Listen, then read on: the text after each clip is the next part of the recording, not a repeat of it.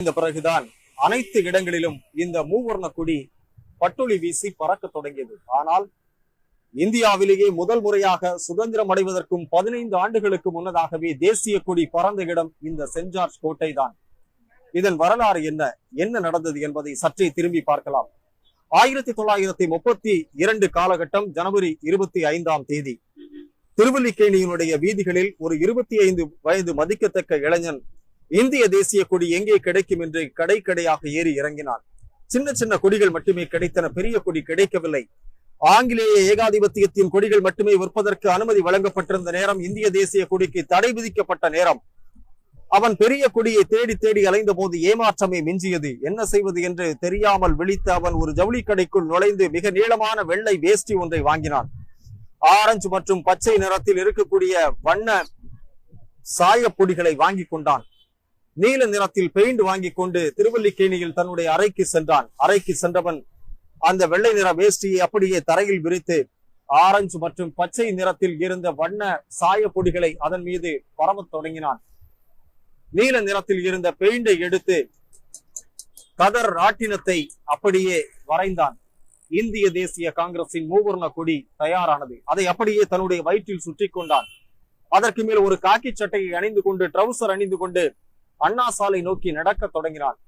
அன்றைய காலகட்டங்களில் அண்ணா சாலையில் உள்ள சினிமா திரையரங்கிற்கு படம் பார்ப்பதற்காக ஆங்கில சிப்பாய்கள் இங்கிருந்து நடந்து செல்வது வழக்கம். எனவே ஒரு காக்கி சட்டை அணிந்திருந்த அவன் அவர்களோடு படம் பார்க்க சென்றான். அவர்களால் வேறுபாடு கண்டுபிடிக்க முடியவில்லை. படம் முடிந்தது நள்ளிரவு 12 மணி. அங்கிருந்து நடந்து வந்தார்கள். அவர்களோடு வந்தவன் கோட்டைக்குள் அவர்களோடு சேர்ந்து உள்ளே சென்றான். அவர்கள் தங்களுடைய அறைக்கு சென்று விட்டார்கள். இவன் அப்படியே ஒரு இடத்தில் பதுங்கிக் கொண்டான். இரவு 1 மணி இருக்கும். அந்த நேரத்தில் இந்த கொடி கம்பத்தில் அவன் ஏற தயாரானான்.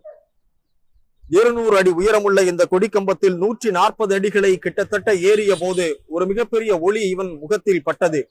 ஐயோ, நாம் மாட்டிக்கொண்டோம், ஆங்கிலேயர்களினுடைய பார்வையில் பட்டுவிட்டோம், நாம் கைது செய்யப்படுவோம் என்று அஞ்சினான். அப்படியே கொடிமரத்தினுடைய பின்னால் ஒதுங்கிக் கொண்டான். ஆனால் சில வினாடிகளில் அந்த ஒளி மறைந்து போனது. அப்போதுதான் புரிந்தது உயர் நீதிமன்றத்தினுடைய கலங்கரை விளக்கத்தில் இருந்து வந்த ஒளி என்பதை தெரிந்து கொண்டான். 140 அடியை தாண்டி அவன் 200வது அடியை தொட்டான். தன் இடுப்பில் இருந்த வேஷ்டியை அப்படியே எடுத்து கயிற்றில் கட்டி ஆங்கிலேய கொடியை இறக்கிவிட்டு இந்திய கொடியை பறக்க விட்டான். நள்ளிரவு நேரத்தில் நிலவொளியில் பட்டொளி வீசி பறந்தது இந்திய தேசிய காங்கிரசின் மூவர்ண கொடி. அதுதான் அன்றைய காலகட்டத்தில் இந்தியாவினுடைய கொடியாக இருந்தது.